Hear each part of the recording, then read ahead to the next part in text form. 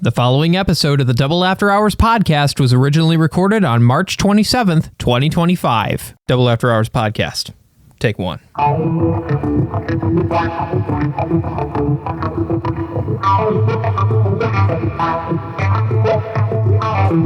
Well, hello everybody, and welcome back to the Double After Hours podcast, and specifically my Virgin Circus Round 2. Yeah. Front from the past. What? What? I don't know. I'm saying the opposite of what we're talking about. Run that fast! Run that fast! Who's starting it off strong, buddy? Yes. You can tell I'm a lot more awake than last time. It's like the VeggieTales version. Oh, yeah. The VeggieTales parody. I thought you just drank out of a flask for a moment. What? I mean, I was Crazy. feeling like I should have been doing that earlier, but No, stop being a little baby. Babies drink from the This is Bob bottle, his flask. Real men drink from the keg. Exactly. Real men take the 16-gallon water jug and just plug it in and just see how far they go. Everyone knows that. You're telling me you'd have to hit the picture where, like, you take the baby, just shove the water gallon in their face, yes. and, like, you pull that maneuver. Like the water, like the gallon thing from Rango. Like in the bank. Good Lord. What? It's just one cup of water. Oh man, we should probably introduce ourselves. Probably. Well, now I'm picturing the Rango thing. Anyways, hi, I'm Aaron Gresser, host and ringleader of this nonsense, and I'm here with... Hey goobers, I'm Charlie Robison. I manage the social medias and edit the gameplay videos and make the thumbnails and make the descriptions, and I'm overall just the handyman housekeeper guy that no one asked for, but God bless America, I'm here. And I'm Shane Sygiel, resident feature editor, yapper, and working in the creative department for a news company this summer because I got an internship. Yay! Yeah, so I won't be able to be home or be in person a lot for the summer, but I'll still be on for a bunch of the episodes. That's true. Yep. Well, we need to get into the topic for today, and we do. I'm very excited about this one. Today, we are talking about the one and only Spielberg classic, Back to the Future. Woo! From the past. Sideways to the present. Sideways to the present. Well, I mean, you think about it, the DeLorean goes sideways at a couple points. A couple times, yeah. Yeah. I mean, not sideways, but like it turns. It does the turn right to go left. What an idiot! Gets shot by terrorists. Yeah. That's a plot point I kind of forgot about. Yeah. The Libyans. Which we'll get. But anyway. Our great synopsis that we always have. You know. Oh, of course. The greatest one. Brice doesn't do it justice. Like, it's so good. Really? When I tell you the trial, can I just talk about that for a little bit? Yeah, why not? Ooh, the trials and tribulations of editing that one down. Ooh, boy. Wait, editing The which Amazing one? Spider-Man. Brice's quick synopsis that wasn't. Oh, Good Lord. I'm trying to like cut this thing down and like get rid of like all the dead air. Brice, I love you, but you got to work on that quick synopsis. do buddy. better, Okay. Brice. He Take does. after me from Velocipaster. Yes, Brice is going to then come back next episode, hear that take and go, I'm not going to take after you, Shane! And then just like a whole thing will ensue. Yeah, of course. Respect your elders is what I would say to you, Brice Shumpdevict. No. Yeah, that's what he sounds like. What do you know what? We haven't done one of these in a while. What do you think, Brice? Thanks, Brice. Yeah, right. Yeah, it has been a minute. We haven't done one of those in a while. Classic right there. Season 1 classic. Good. Yes. Just like this classic movie we've been talking about, because this is Aaron's big favorite movie. He loves this more than he loves me, which is honestly pretty bad. But like, that's okay. Yeah. We can work on that. But you know, work on that. It's been something we've been wanting to do for a while. And you know what? I just looked at Aaron in the eyes, in his deep gaze eyes, and I'm like, you know what, Aaron? It's Back to the Future time, and he just got so happy. So we're just gonna jump into this movie. But before we start. Before we get into the God of Sex moment known as Quick Synopsis, we gotta talk about our general feels, our vibes, our, what were we feeling, boys? Like, Aaron, you're looking oddly, philosophical here. What were your thoughts on, front flip to the other point in time? What do you got? So, yeah, like you said, Back to the Future is my favorite movie trilogy of all time. And oh yeah, good stuff. And I remember I watched this movie for the first time with I think it was with my mom and dad. And it was the AMC cable movie classic. And like half the movie was just chopped out because, that's what they do. It's allotted for time. And, they editing a bunch of the classic lines. So of course you don't hear when this baby hits 88 miles an hour, you're going to see some serious you hear Mel and Farmer. So it's like I don't feel like I have, or I didn't at the time feel like I had the full Back to the Future experience. And then of course I later watched it on Netflix, and then now, as of right now, I have the trilogy on Ultra 4K Blu-ray, and gotta say the remaster looks stunning, and it's in Dolby Atmos. It's quite an experience.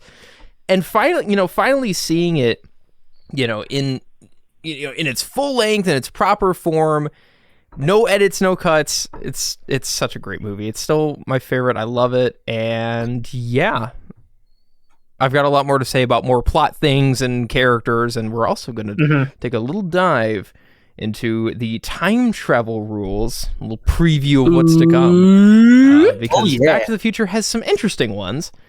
So, and the sequels have even more of them. Oh, we'll get to those in due time. Yes, but Shane, what are your big thoughts, big plans when it comes to Back to the Future? My future thoughts about this?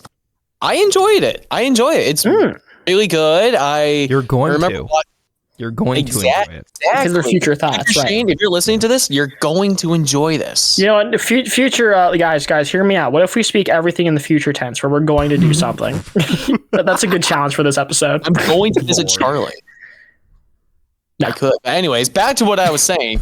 I remember, I think the first time I watched this was with my dad and my brother. Just like we were in our basement at one of our old houses, just like hanging out. It was a weekend, so we just said, you know what, let's just watch Back to the Future because it was on TV. And and we had those like the original like big like box TVs. You know what I'm talking about? Of course. Mm-hmm. Yeah, so we watched that, and we watched it like in its like obvious cut. And then I remember the next day my dad actually got the DVDs like for all three movies, and we decided, you know what, let's just sit and watch all three of them together. So we did. And it was so good. It was cool to see, to learn about like the whole time travel stuff, and also seeing like the DeLorean, which was cool. Which I think my grandpa's friend actually had a DeLorean. Oh, nice. Which was really cool. It's been a while, but they're actually still making DeLoreans to this day. Really, I thought they mostly broke down. Well, DeLoreans do have a history of breaking down, but there is a factory in Chicago that basically just has access to of course it's Chicago. It has access. I was just in Chicago and you're telling me this now. No. you could have had a road trip. But basically there's like a bunch of like old stock parts that were just in a warehouse somewhere. And I guess this collector just got them all and started building brand new DeLoreans out of old stock parts with 0 miles. And you can buy them for, I think the most expensive one was about $50,000. So interesting. What is that? That's 2 Ford Fusions. Yeah, that's like 17 Ford Fiestas, right? That's how money works. You're right. Yeah. It's a lot of talk about money. We'll put it at that. But anyway. I can't buy it. But yeah, but like after watching the movies, I still enjoy them. They're good to like watch, like if you're just doing nothing, or if it's a rainy day, you just put it on, feel good movie. Doing nothing. Doing nothing. Exactly, doing nothing. In the future, perfect for doing nothing. But they are they are just timeless. They're all three of them. Get it? Timeless. Again, Yeah. I got it. Yeah, I had the original Lego DeLorean like set, and then the Lego Dimension set, which Aaron, you do have that set. I have the ones here, the DeLorean and Marty. Unfortunately, I don't have the actual Dimension stuff anymore, but I decided to keep these two. Oh yeah. The rest are in the landfill. No, not the Legos. How could you? Aaron's like this. Aaron's like the real version of Sid from Toy Story with the way he treats his collectibles that genuinely pisses me off. It's so evil. Like I've seen you like rip apart Mario toys. So I'm like, what is your game here? Oh yeah, I forgot about that. I actually don't know what happened to that Tanuki Mario. Yeah, it probably went in the bin too. Like, what do you mean? Like you know deep down. Like nothing's sure. Like the funny thing is, it doesn't even make like his rules aren't even consistent. I've gifted Aaron many a collectible over the years because that's my language of showing you're my friend. Of course, I bought him amiibos. I bought him Hot Wheel cars. But he keeps those in the box. Those are on the shelf. Yeah, those are fine. Yeah, he keeps those in the box. Those are safe. Those are fine. Those are safe. Those are not subjected to his wrath. But you show him like one like little plastic guy and like you're wrapped. It's cooked. It's over. In the trash. But anyway, Aaron will get crucified in the Toy Story universe, and I'm here for it. Can't wait to do those movies. 2027, looking real cool. That'll be great. But back to the future of discussing the movie. I still enjoyed it. It's still good. Nice. Thanks a lot, Aaron. Everything. He was thinking about it. I don't know why it's so funny. Hey, Toy Story podcasts are coming out in season 3. I'm just gonna let y'all know right now. Oh yeah, because that's when episode 5. That's when the 5th one comes out. So we'll do all of them that year. Yep. Yeah. But yeah, all in all, just good movie. I always loved Christopher Lloyd and I'm blanking on his name. Michael J. Fox. Michael J. Fox. Milo from Atlantis. Sorry, I forgot the name. I was brain fart. He plays him. Like, what do you want me to say? You're sitting there going like, yes, Disney fan, name the thing Michael J. Fox is from. Back to the Future, the most famous thing ever. I'm going to talk about Milo from Atlantis, The Lost Empire. It's a great movie. It's going to happen this year too. Yeah, just love the story, love it all. It's great. So Charlie, what are your thoughts about Front from the Past? I'm sorry, Back to the Future. Thanks, Shane. You know, my big crazy take, Back to the Future, still a pretty rad time. I know, crazy take. And you know what? I could get very long-winded with this one, but for one thing, this is Aaron Circa, so I'm not going to take that away from him. Yeah. But also, it's like, I still really enjoy this movie. I think I also had the same experience that we all did, where I watched it on TV, or like as maybe like I was 10, as like a wee lad. Mm-hmm. Like I remember seeing it, and I was sitting there going like, all right, this is cool. Like, and I think I watched Back to the Future 3 with Shane one time when we were teenagers, but like, yeah, we did. I think it was up in my cabin or something like that. And yeah, it was. And like, so like I have memories of these movies. I remember liking them, but this has been like the first time in a while where I've like kind of like went back and going like, all right, time to watch this thing again for the first time. And you know what? Pretty rad, pretty good time. I watched a supercut, well, not all of the supercut, but I found on Internet Archive, someone edited together all 3 movies, so that way it was one seamless 5-hour-long experience, and I watched the first one that way. So I ended up watching the first few couple of minutes of Back to the Future 2, going, oh, wait, we're done. Oops. Right. So I have to, when we get around to Back to the Future 2 and 3, if that happens this year or next year, we'll see. Mm-hmm. But that was a very strange way to realize that I was done with the movie because the credits didn't show up and I got scared. But I'll be very excited for Back to the Future 2 because that is my favorite one of the trilogy. Okay. So. The second one is really good. That's what I've heard. In order of hierarchy, it's 2, 1, and 3. I think 3 is the weakest out of all of them. That's what I was just having that conversation in one of my classes today for screenwriting, where I was like mentioning, oh yeah, I watched Back to the Future 1 for the first time, and like there's some dumb like was like, oh, he tries to bang his mom. He's like, no, he doesn't. He tries to not bang his mom. That's a basic media literacy. That's basic media literacy 101, bucko. Sorry, dude. Yeah. But anyway, he's built like a hamburger helper, so it's like, I don't even know what I'm saying. Built like a hamburger helper. I love that. He looks like the hamburger helper glove as a human, and I'm like, what's happening here? It's so strange. I've never not even like the real hamburger helper hand, the Family Guy version. The Family Guy version. Wow. The best way you can insult, guys, try this at home, kids. The best way you can insult someone is by calling them the Family Guy version of something. Like that keep that one close to heart. Like but Family Guy version of Kool-Aid Man. Oh, dude, I like that one though. But one of a kind. But no, Back to the Future 1, I still think it's a really solid movie, very funny. Michael J. Fox does a really good job. I love Doc. I love the message. I think the humor's totally there. I love Spielberg, so I'm just and Zemeckis. I'm just kind of inclined to like this movie a lot. I don't know. I'll save most of my big takes for later. But sure. Yeah. Yeah, I don't want to say it's been a while, but it's been at least It's been a while. It's been at least a year since I've seen Back to the Future 1, because I rewatched 2 a few months ago, and I can see why I'm starting to realize more why I like 2 over 1. I won't get super in depth into it because we have to do Back to the Future 2 before I can do that. But yeah, I love Back to the Future 1 and can't wait to get into this. Well, what are we waiting for? Because Aaron, I know we normally spin a wheel to decide who just does the quick synopsis of Legend. Right. But I had a thought. Yeah. You haven't done quick synopsis yet. I have not. I think it's time for you to step into the chair of madness and give the Double After Hours podcast tradition of quick synopsis. Okay. Are you ready? I am so ready. Are you clenched? I am clenched, and I'm Are you locked in? I'm locked in. Is your man girdle strapped enough? It is tight. Thank Christ. Because I think it's time. Oh yeah. To lay it on down. So Aaron, how does this movie start?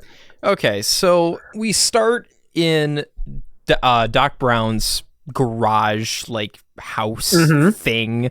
To me as a kid, it always just kind of felt like a garage. I thought it was like a barn. But it's kind of what it is. It's a shack. It's Doc Brown's shack. It's his plot shack. Yeah, it's the plot shack.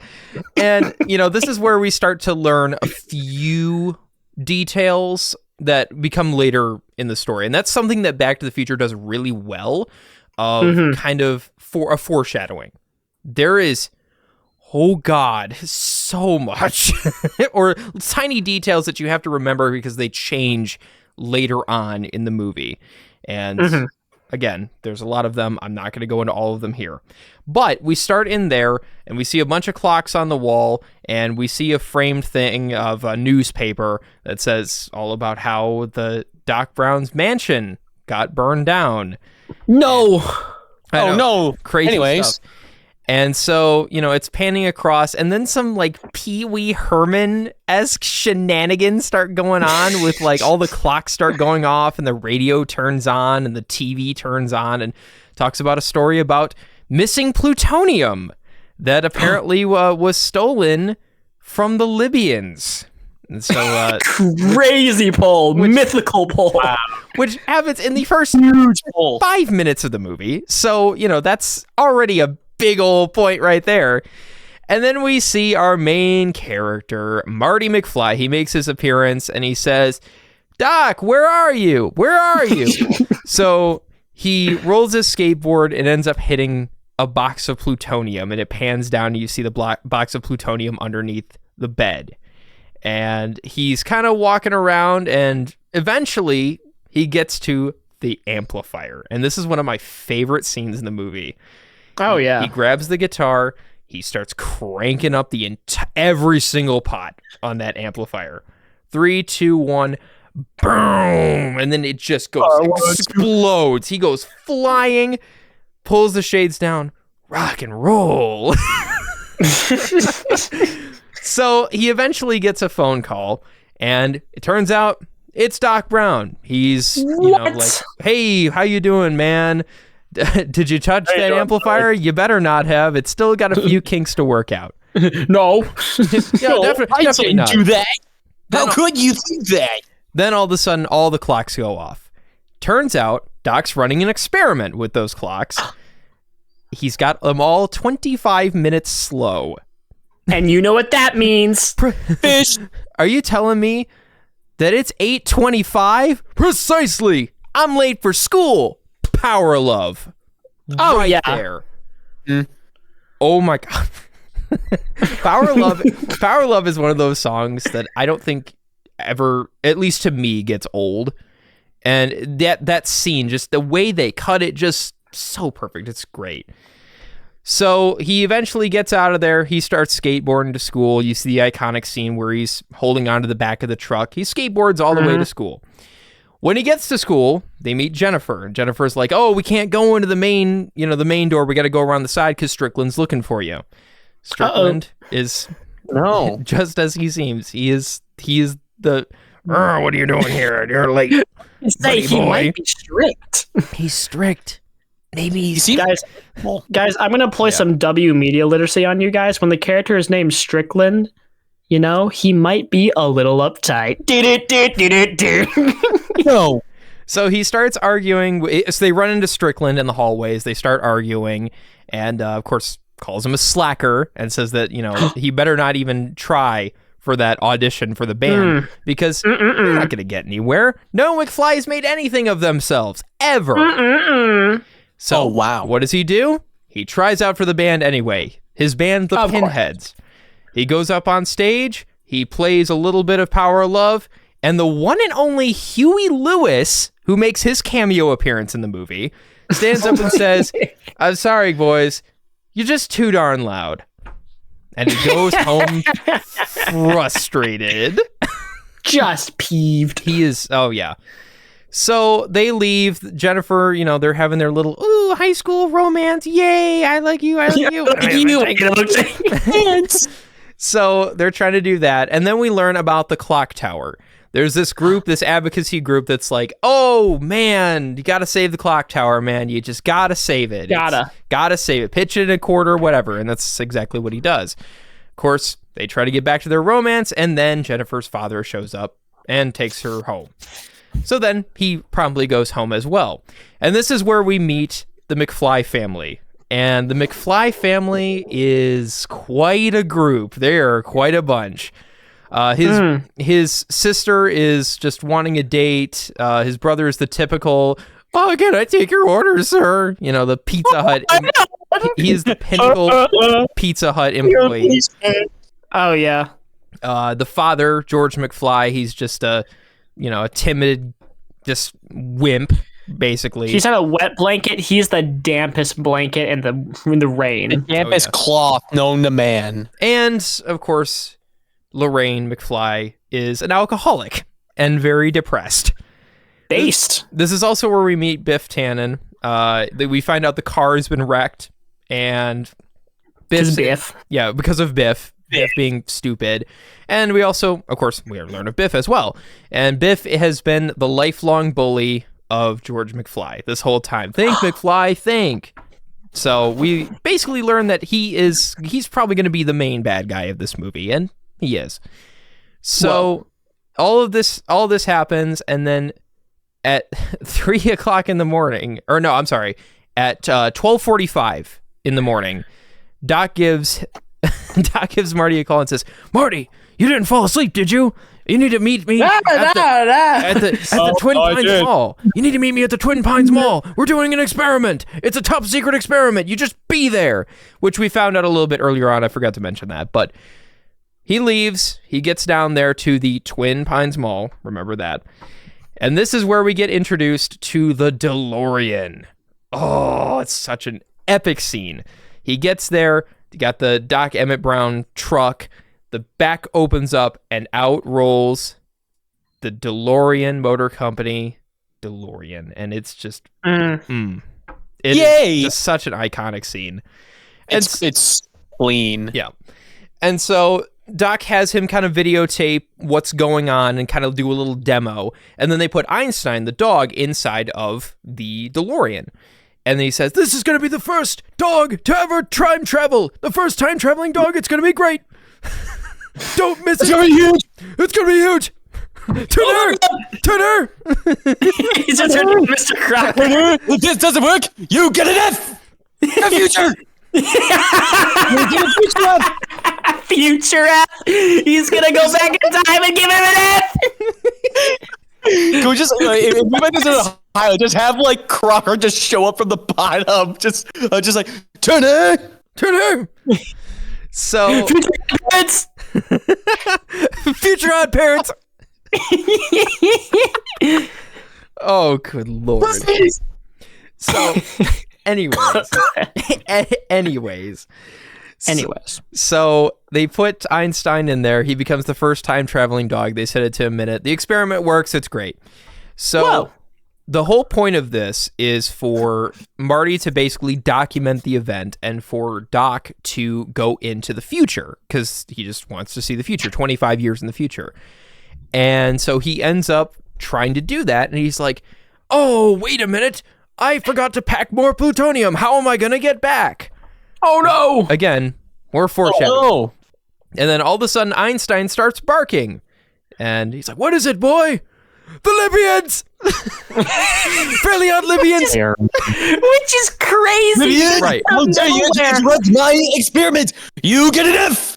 Which is crazy because out of nowhere they roll into like what's the character from Cars? Like the Seymour, like whatever his name is. It's a VW wagon. Fillmore. Yeah. They pull into like a Fillmore car, pulls up out of nowhere with a guy with like guns and RPGs, and it's like that is not the vibe. Like what is going on? So allegedly, the story behind that is Doc was going to make an explosive, a bomb, for the Libyans, but ended up sending them a box of broken pinball parts. And very funny. Somehow, some way, the Libyans found him at the mall, which not quite sure how that happened, but just ignore that part. Just ignore it. It's whatever. So maybe it was on the account of the massive brown truck that was labeled Dr. with his likeness in the middle of in the empty parking lot. That might have been a big sign. It might have, I guess. Driving on the freeway and they just, okay, there he is. Whatever. All right, the massive flare to the smoking gun. So during the demonstration, he's showing off like how the time circuit works, and he sets it for November 5th, 1955, which is when Doc Brown thought up the concept for the flux capacitor. And none of this has changed. He's like, okay, I'm just gonna, I'm gonna be going into the future. But then he discovers the Libyans. The Libyans start coming after him, and they just murdered Dr. Emmett Brown. He is big. Oh, they just shoot him. He's out, very dead. They take him to the back of the White Sox stadium and just give him it. Like he's cooked. He's done. They just unloaded full round, full mag. They mag dumped him. So he's dead. And then Marty's just trying to figure out what to do. So he ends up hopping in the DeLorean. No extra plutonium. Time circuits are still on and set for November 5th, 1955. And so he starts driving around and he's like, let's see if they can beat 90. The Libyans can't beat 90, but the DeLorean hits 88 miles per hour and bam, he is no longer in 1985 at the Twin Pines Mall. He is now on the lands of Mr. Peabody, who was the former owner of the land, which he also talked about, Doc Brown talked a little bit about in his spiel, which goes on for a little bit, but it is interesting for the most part. So he ends up crashing into the barn, and then Mr. Peabody comes out with his shotgun, and he's like with his kids, and the kid's like, that's no... That's an American hero right there. That's a plane. That's no plane. And then the kid pulls out like his like those like fictional space stories from the future from the classic pulp magazines. Right. And so he pulls that out, and the spaceship just so happens to look just like the DeLorean. And so it freaks them all out. They run away. He gets out and he's in a hazmat suit, and he's like kind of stumbling around, and then just there goes the slug rounds right into the barn. A lot of bullets in this movie. And so he gets in the DeLorean, Marty does, and just takes off. He ended up crashing into one of the pines, which we'll find out that's important a little bit later on. And then he starts driving, and he ends up in front of Lion Estates, which is his home neighborhood. And turns out it hasn't been built yet. But it's going to. It's in the works, but it has not been built yet. And so he ends up stopping. He tries to, hitch a ride, which doesn't work. And he gets back in the car, turns it on, and it doesn't start, which is the nightmare of all nightmares. You're in the middle of nowhere, and your car is not working. So he ends up pushing it behind this billboard, and he heads into Hill Valley. And this is where we see Hill Valley circa 1955. And I thought you were going to say Hillbilly Hell. I mean, not really. No, not relatable. Not really. But anyway, so he gets into Hill Valley. I actually I have a whole thing of notes on this. Of course. There is something I did want to mention. When he's walking past, there's a record store, and when he's walking past, there's a few records that are on display, and this is one of the very few errors that I've seen. That it's I don't know how they missed this, but there are a few records that are on the wall on display that are like the new records of the time. And one of them was or actually there's a few of them. One of them was Edie in Dixieland, and the other one was Patty Page in the Land of Hi-Fi, which came out in 1959 and 1956. Huh. And interesting. There was a Chordettes album too, that was a UK exclusive from 1983. So not quite sure how they got that, but ripple effect, butterfly effect, lazy writing. That might have been just a little oversight, little stink. But the new arrivals with the Ballad of Davy Crockett and 16 Tons, those did come out before November 5th of 1955. So those do actually make sense. But I was listening to 16 Tons today. Yeah. But on the wall, or the records that are actually shown on the wall, those are technically from the future. So that doesn't make sense. Can you tell why this was my Virgin Circus? Oh, yeah. So anyways... let's see, where are we at here? So he's in Hill Valley, he's walking around, he's just kind of, seeing the sights here, and he's trying to find Doc. He's like, okay, the only person here, since I'm in the past, the only person who's going to know about this is Doc. And so he goes to the cafe, which the cafe actually makes an appearance only in the first two. I don't think it ever made an appearance. Well, actually, yes, it does make an appearance very briefly in the third one. But the cafe it's like one of the main hubs of the Back to the Future cinematic universe. And so he goes in there, he's like, hey, I just need to use the phone. So he goes to the phone. Turns out Doc Brown doesn't like answering his phone at all. Oops. So he ends up tearing out the address from the phone book, and it's a very funny scene where he's talking to the bartender. He's like, "Yeah, just give me a Pepsi free. If you want a Pepsi, you're gonna have to pay for it." It's just a. I have Pepsi, but I had to pay for it. But this is yes, you did.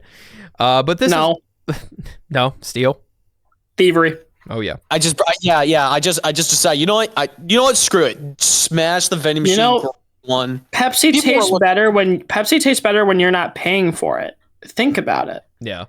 You don't have the guilt of money on your conscience going, I spent money on Pepsi. That's right. I say as someone who doesn't drink soda, but when I do, I drink Pepsi. Right. I don't know, man. Pepsi Man, he tastes pretty good. I don't know what to tell you, man. All right. Listen, if you're gonna advertise your soda to me as a massive, flaccid, like shiny man, you're winning. Pepsi Man, drink out of them. We should play Pepsi Man. Yeah, we do need to play Pepsi Man. I do not have a real copy of Pepsi Man because that game is ungodly expensive. Still need to finish Madagascar. I do have a Yarhard version, so Perfect. Yeah, perfect. We'll make it work. What? Anyways, after the whole Pepsi fiasco, so where are we at? So after all this, he ends up meeting George, who is also there. It's funny because they're doing the same. They're doing like the same like pose at the bar. He is. And it's so funny. And then of course Biff comes in and Biff starts, he's asking for math homework. Right. Starts asking for the math homework and he's like, "Oh, I'll get it to you whenever." He goes, "You're George McFly," after they leave. And then he ends up getting away. And we also meet Goldie Wilson too, and he gives him the idea to become mayor, which is very funny. And so he ends up getting away on his bike. And so Marty goes after George and ends up in front of his house. And turns out that there was a story that was told by Lorraine of how they met, where basically his dad ran into him with his car. And we never knew the full context of this story until now. But it turns out that George didn't just accidentally land in front of his car and got hit. Oh, no. He was a peeping Tom. He was a peeping Tom, and he was spying on some girls. Attaboy, George. Gotta take initiative. And so he ends up falling out of the tree, and he's in line to have the timeline continue as normal. But Marty comes in and pushes him out of the way, and Marty becomes the one that gets hit. Oh no! And so his dad's like, "Oh, come help me take this kid inside." So Marty's unconscious. He wakes up, and he wakes up in bed, and we hear Lorraine, and this is like, it's set up to be like, oh, it was just one big dream, whatever. He's like, "Yeah, I had this dream that I traveled back in time. It was crazy." "Oh, well, you're okay, Marty. Safe and sound right here in 1955. 1955. Which is a joke that comes back in the second and third movie too. That's a running gag. And so he keeps calling him Calvin. "Why do you keep calling me Calvin? What's this on your underwear?" On your underwear. Which is very funny. And this is where we kind of get it's basically confirmed at this point that, oh yeah, Lorraine's got the hots for Marty. She wants to get in that Marty McFly of his pants. Like, she is just down atrocious. She want them Calvins Down gone. bad. Down bad. She just show him the power of love. Oh, Lord.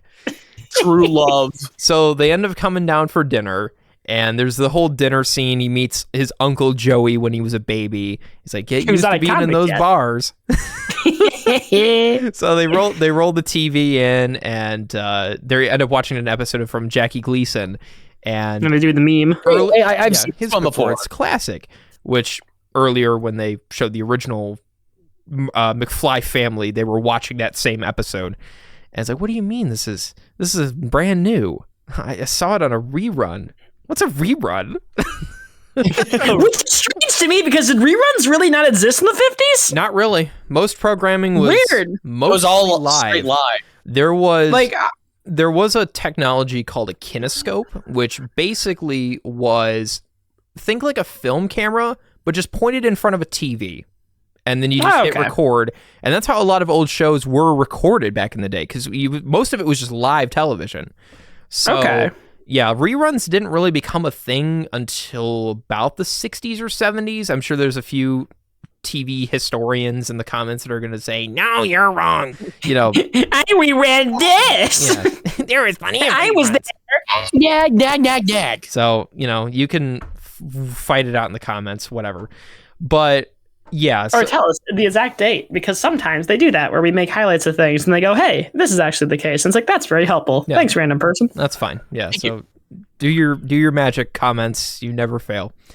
So yeah, so they do that, and then of course they're like, "Oh, you should probably stay for dinner. Just stay for a little bit, maybe one more night." And one more night. Lorraine's making the move with the hand and the leg. Lorraine. It's like, "Oh, okay, I gotta beg get her out of here." son. But before he goes, he does ask where the address that he got from the phone book. He does, yeah. So he leaves, and he goes straight for Doc's house. And straight for it. This is where we see Doc's mansion before it was burned down.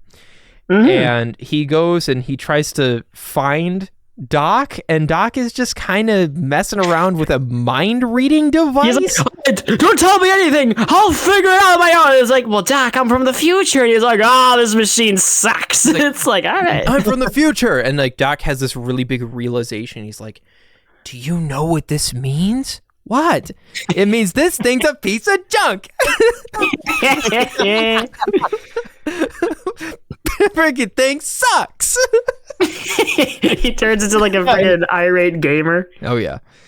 So he ends up like locking himself inside of the garage. He's like, get out of here, future boy. He's like, I know how you got that scar on your head. You told me the whole story. You were hanging up a picture on your wall, and you were on your toilet, and you slipped. You banged your head, and you came up for the concept of time travel and flux capacitor. The flux capacitor, because that's what he drew immediately after. He's like, what? Right. No. And so he lets him in, and then they have to figure out how to get back to the future. And so they go through the whole thing. They have the video camera, which they were able to hook up to the TV and show the footage of Doc working on it and, give him the demo. And then we find out the famous line, 1.21 gigawatts of power is needed to get him back to the future. It's like, how could I be so careless? How could I be so reckless? Gigawatts. Crash it out. Oh yeah, it really is. It's like, how are we gonna get that? Pinpointing a bolt of lightning is almost impossible. Well, it turns out that wait a minute, he still has the flyer that was given to him earlier by the activist for the clock tower that has the exact date and time of when this lightning bolt will strike the clock tower. What a coinky dink! So they finally know. They know exactly when it's going to happen, and they're getting it all set. So this is where the plot starts to break off into two pathways. We have Doc working on the DeLorean and getting it all set up for his little experiment where he's going to basically do a Benjamin Franklin and hook it up to the clock tower, hook up a big wire, put it across two light poles, and then he's going to have this hook on the DeLorean that can catch the lightning and just, bam, send him back to the future, no problem. They just have to time it out really, really well. And the B plot is the fact that Lorraine now wants nothing to do with George and wants everything with Marty. This is quite literally kind of like your kids and your sister. Like this is not this is Sweet Home Alabama territory. This is not good. Like Lorraine also mentioned earlier in the movie during the family. I keep going back to the family scene, but there's a lot that comes out of that. Picture. The family picture where Lorraine is like, oh, when I was your age, we didn't go around chasing boys and we didn't, sit in parked cars. We didn't do any of that. Liar. A freak, Lorraine. You were for the streets. Lorraine was going around town. You know what? If I was her, I would too. Oh, yeah? You're advocating? She knows what she has. All right. So... Hey, I'm not I don't hate players who can play the game. That's all I'm saying. Oh yeah. So during this scene, he shows Doc what's basically when the lightning is going to strike. So they're getting this idea all together. But he also has a picture of his siblings that looks to start. It's like starting to fade. It's our ticking clock. Like that's the way we kind of know the plot. This is the plot clock. Yeah, well, okay, but quite literally, it is. There is a term in screenwriting called the ticking clock, where you do have to have that some sort of time element to kind of get things moving along. It happened in Rogue One. It happens here. It happens in every big blockbuster. Right. And it's the ticking clock. And so there's all kinds of there's all kinds of things that go on in the scene where he's like, they're freaking out. Like, okay, we need to get them back together because they're starting to realize the consequences of this, this pushing him out of the way and Marty being hit, because now they're all starting to fade away. Oh boy. So we got to fix that. So there's a few things that happens. Basically, Marty ends up befriending George and going to the high school, and he's trying to get George to ask her out. And George is like, I don't want to do that. And there's a scene in the lunchroom where he's like, oh, I don't know. I just like writing my story. Looks like she's pretty interested in someone else. And then like Biff is literally like assaulting her. Yeah, and it's like, but George, Right. I don't think you know what interest is, my guy. Like, right. What? So he's, George is writing his stories and he won't let anybody else read them, which again also comes back later in the movie. But yes, he points out Biff, and Biff is right there just doing he's doing the Biff. Shut up. We're not letting you get away with he's biffing it when he's like genuinely assaulting Lorraine. No, we're not letting you get away with that. That's not funny. Are you sure? No. Yes, I am. I'm very sure. I don't want to. Now I had to edit that stupid voice clip over that. Do you understand how annoying that is? The pain. So Suffering from success. oh yeah. So anyways, now you made me lose my train of thought. Dang it, Shane. They're at the lunchroom and like he's messing around with Lorraine, and like he's like, "No, stop it, Biff!" Right, and so they like they're like almost ready to fight, and then Strickland shows up, and Strickland's like, he's like, "I'll let you off this time," or Biff's like, "I'll let you off this time since you knew." Because you knew. Yeah, and then later on we see them in the cafe. In the cafe, they start another fight. George, he's like trying to convince George, like, George, this is what you got to say. Okay, I'm writing this down. This is good stuff. Okay.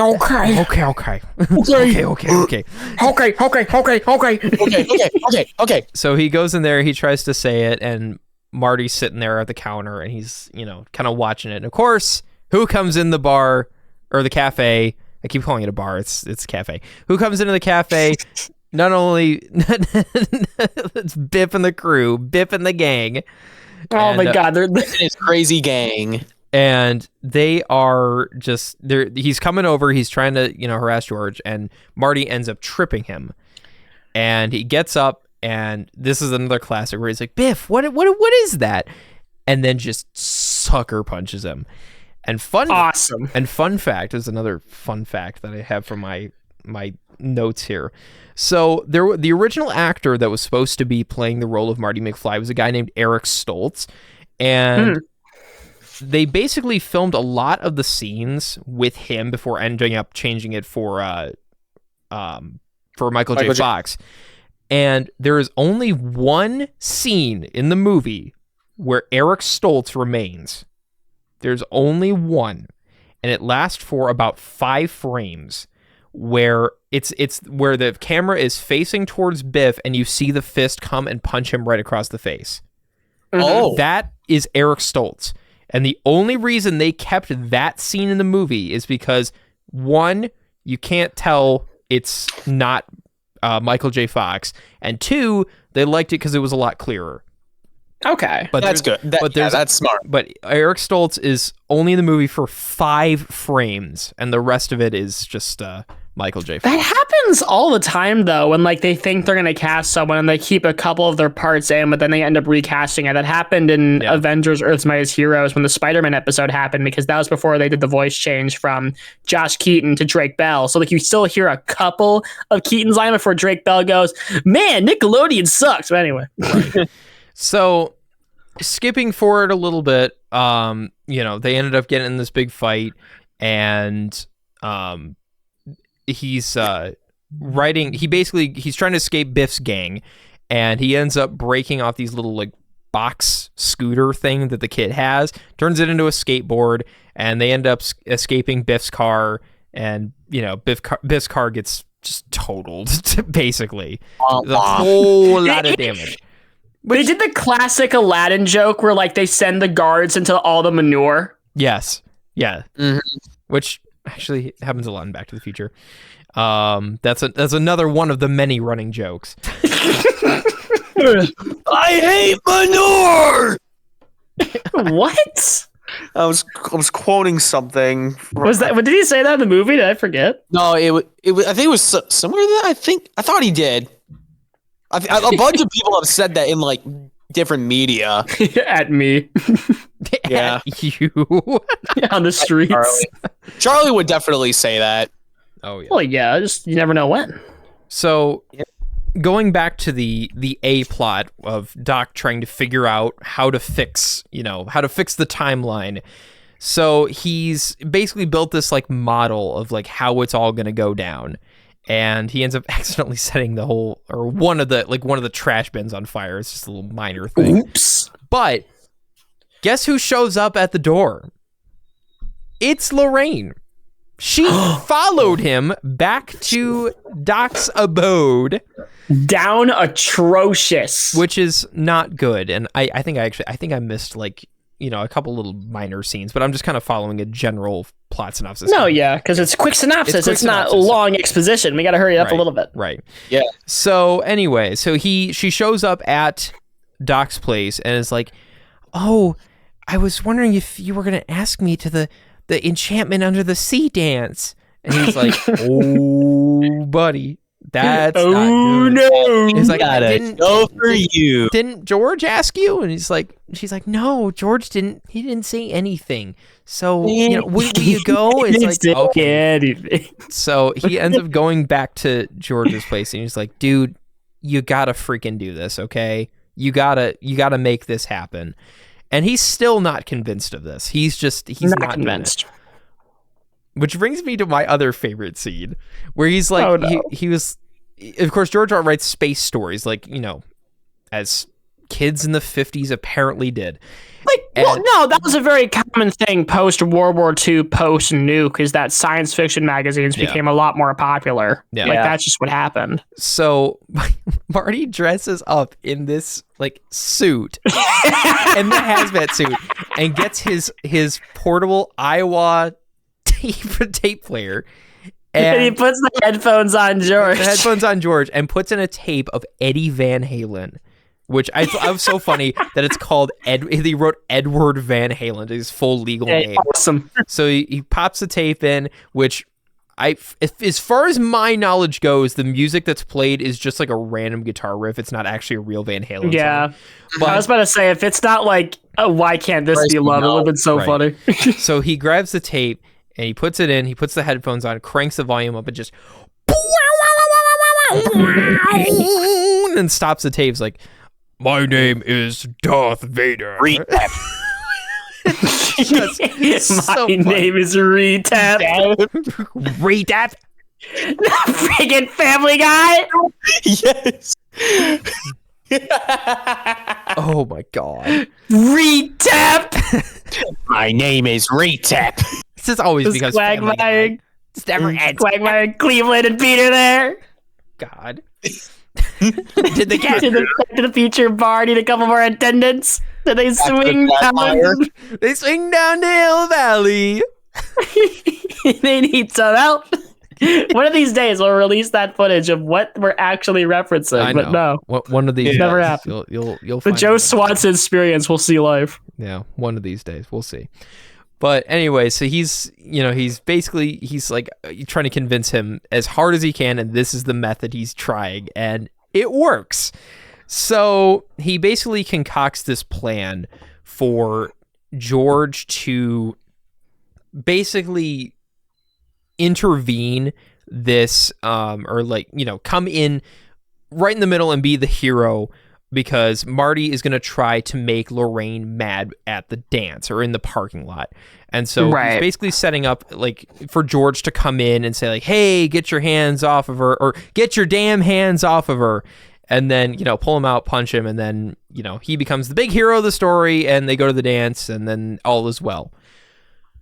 But that's not exactly what happens, because our old friend, Mr. Tom Wilson, Biff, comes in, and he intervenes with this whole situation. So Marty and Lorraine, they pull up to the event, and we get a very uncomfortable scene. Well, first and foremost, Lorraine is drinking and smoking. And of course, Marty's starting like, "Yeah, and you smoke too, and you're drinking." She's like, "Oh, you're starting to sound like my mother." It's like, when I'm nervous in situations, I just tend to let it go. And I forget what the exact line is, but she makes the advance. And then she kisses him. Yeah.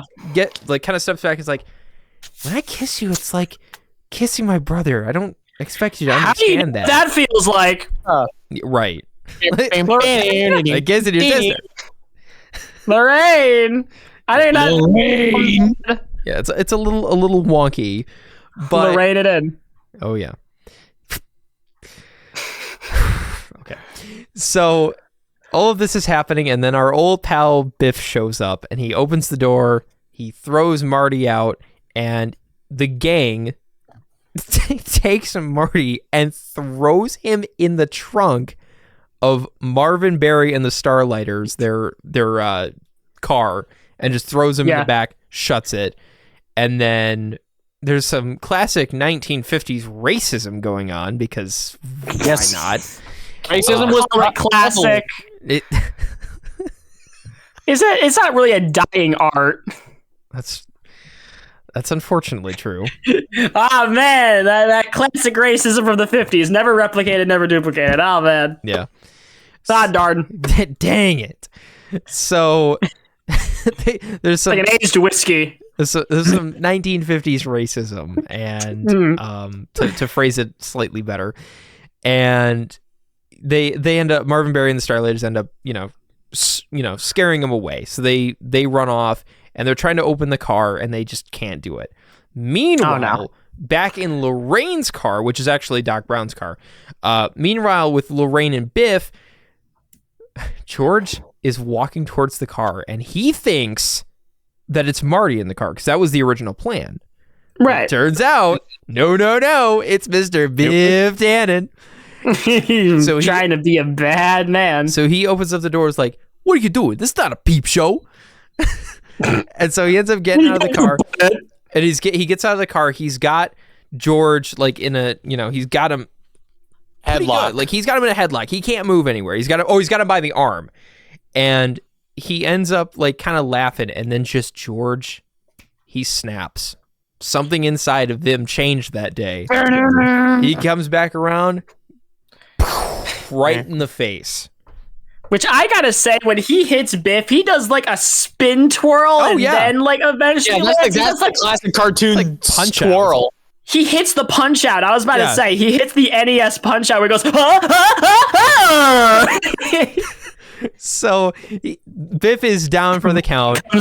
Mario comes out and does the count. Oh yeah. Victory! He's out. Little George. Little George. Featuring in the new Punch-Out game, Biff is now Mr. Dream. Figure it out. I need that mod now. I need that in my life. So yeah, Biff is down for the count, and this is the oh my man. That's that moment in the movie. Yeah. And so this is addicted to violence. My hero. So they go into the dance, and everything is all well and good. Meanwhile, Marty and Marvin, Barry, and the gang are trying to get him out of the car, and Marvin ends up slicing his hand with a screwdriver. And so he can no longer play guitar, which is a problem. So he ends up getting out, and he's like, "Okay, I got to get to the dance, all right? Are you guys," it's like, "I can't play anymore, man. I sliced my hand." It was, "You got to play. It's for my future. I can't do it unless you can find someone to play guitar." Immediately cuts to him up there playing guitar. Play guitar. And they're playing. Not well, because he has like his hand is falling away, but. Right. Well, that happens a little bit later. But he's up on stage, and he's playing Earth Angel, the very simple guitar line for that song, and they're in the crowd, and everything is all hunky-dory, but then the one and only Courtney Gaines makes his appearance. And can you tell me what other film that we've reviewed that he's been in? Children of the Corn somehow? Yes, he was Malachi in Children of the Corn. Mythical Paul! Yes. So he makes his appearance. Malachi himself makes an appearance in the movie because I guess he moved from Children of the Corn Funny Land over to Hill Valley, and now he's. I always knew I was more of a Malachi believer. That Bert and Ernie joke carried me so hard. Oh yeah. So he ends up intercepting the dance, and George is walking away all sad. And then his hand starts to disappear. He's got the picture in the guitar, and he's like kind of watching it. His hand starts fading away. He's like, and he's starting to like fall down and get really weak. It's like, George, Turns out George is walking back, pushes him right out of the way, takes Lorraine, and just there's the first kiss right there. Aww. And then everything gets back to normal. And this is a really weird edit, and I love it so much. When it cuts back to Marty after they kiss, and he does that weird little... when he like stands up, like a little jolt. He stands up so quick, and it's a, like fast forward. I'm like, why did? Okay, What? 80s effects, you gotta love them. So Perfect. he's playing the song. Everything's hunky dory. They finish the song, and he's like, I think they want another one. So he gets up there, and he's like, It's okay, like Way Invisible by Duran Duran. right. So it's like, all right, so watch the changes. B flat. All right, here we go, and then it's Johnny Be Good time. Starts rocking out Johnny Be Good, which actually the soundtrack has the full song without the really rocking out parts where it ends, and he's like, the famous line. I guess you're not ready for that yet. I guess you're not ready for that, but your kids are gonna love it. Right. So, but the soundtrack has the full song. It's really, really good, which we'll talk about the soundtrack a little bit later on. But he ends up getting on stage. He's rocking out, right? And it just all comes to an abrupt halt, and he says the famous line, and then he gets off stage. They end up talking, and he says, like, if your son ever burns the carpet when he's 6 years old, can you not punish him? Go easy on him. Go easy on him. Yeah, go easy on him. Go easy on him.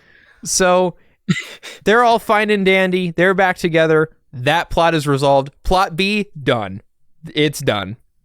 Now we need plot A. Now he has to go back to the future as Right. God intended. So now this is the big part. So he gets back to the main, town square of Hill Valley. And this is where Doc Brown is hooking up all of the equipment for the lightning strike. And there's a cop there. He's like, do you have a permit for this? Of course I have a permit for this. No. I wish I lived Shoots the there. cop. Really? No. No, shoots the cop. Oh, yeah. So he gets back there. He gets out of his clothes, and he's ready to go.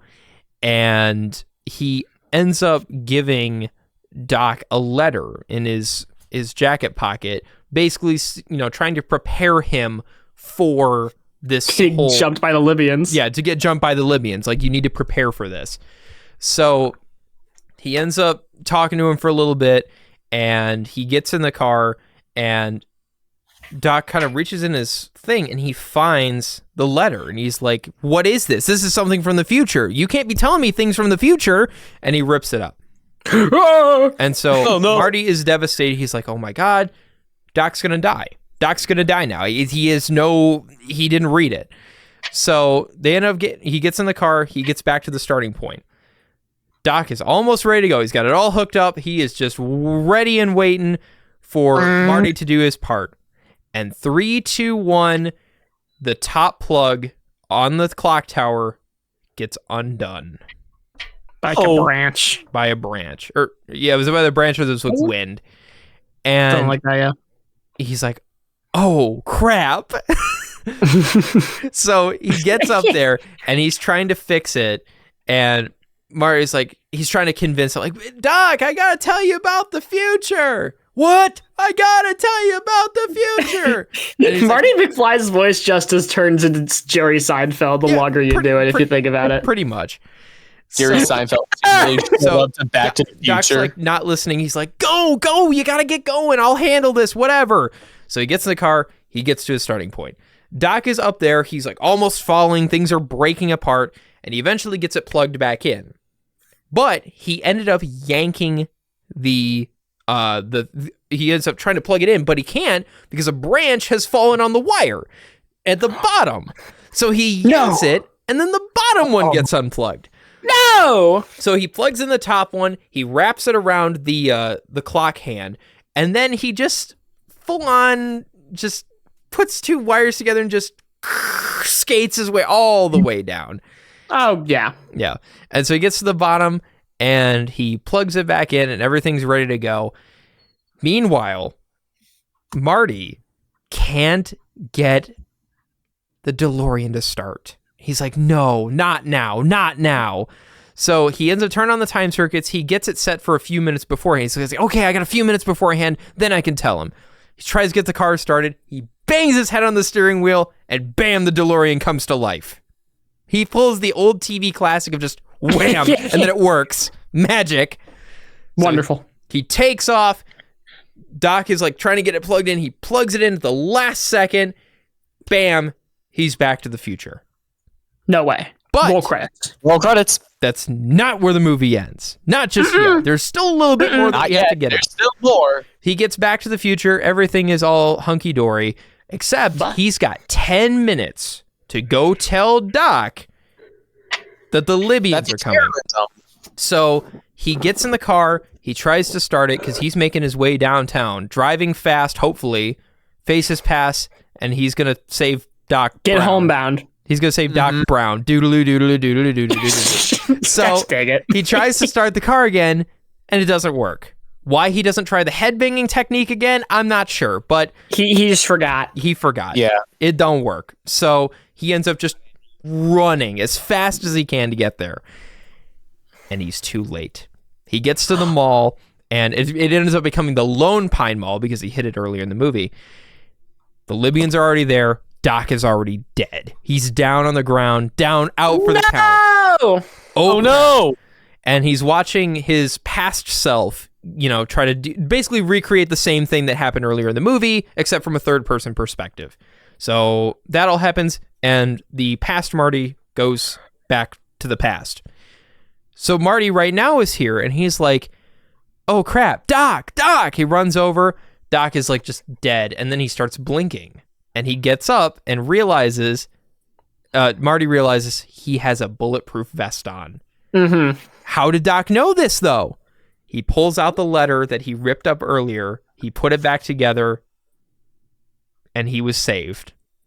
And No Doc is way! still alive. Everything is A-okay. So, to wrap things up, because we're almost done with quick synopsis. I know it's been an hour 10. I'm very aware. This movie has a lot of plot, okay? He gets back to the house, and things are quite different. We'll find out. Because he gets back, he climbs through his window, and he goes to bed, because it's really late at night. He goes to bed, he wakes up, and the whole house has changed. They're having breakfast. His brother and sister are nicely dressed, and his mother and father come in, probably after a game of pickleball. And I don't know. They seem like a pickleball. It is family. what white people do. Yeah, it is the right podcast. It's the white people sport. So there you go. Yeah. Found that highlight the other day. Oh yeah. So they get in. They realize, they're all fancy and everything. He's like, you can, you can't take. Or she's like, I can't take Jennifer because the car's wrecked. What do you mean the car's wrecked? They go Who outside. wrecked it? They Oh find no! out the car really isn't wrecked. It's a really nice BMW for the time. That we saw earlier. Yeah. And it's not wrecked. It's perfectly fine. And Biff is now an auto mechanic who is now working for George. Yeah, this was the ultimate, like, when I'm a nerd, when I rule the world, then the jocks will work for me. Oh man, I guess so. Yeah. So he's like, now Biff, I don't want you to con me again. Because he's like trying to get out of doing two coats. But he eventually does do it. And then Biff comes in. Turns out George is starting writing novels, and he started releasing his science fiction novels to the world. And everything's all hunky dory. He finds out, okay, your other car is ready. What other car? He goes out. He's got the truck that he wanted from earlier in the movie, and everything's fine. Jennifer shows up. Really nice, happy ending. And then Doc Brown shows up. It's like, hey. Marty, we gotta go back. We gotta go to the future. Why do we have to go to the future? It's Your kids! Your kids, Marty. It's all about your kids. So It's your kids. So they're like, okay, cool, and then that's it. To be continued. Yep. They fly into the screen. Game over. Yep. They get in the car. They fly into the screen, and then credits roll. And there's no obviously this is no end credits because a lot of '80s movies didn't do that. Besides Ferris Bueller. Yeah. That wasn't a big thing yet. And that's it. And then it goes, if you're watching them in one big thing, and of course it goes to Back to the Future Part 2, and where we pick up. But yeah, as for the first movie, that is where it gets wrapped up. And that was our longer than usual. That was a classic quick synopsis. Yes, but I hopefully it it was entertaining, and there was a few fun facts sprinkled in. So It was. I like this movie. I want to talk about it. Bye, Aaron.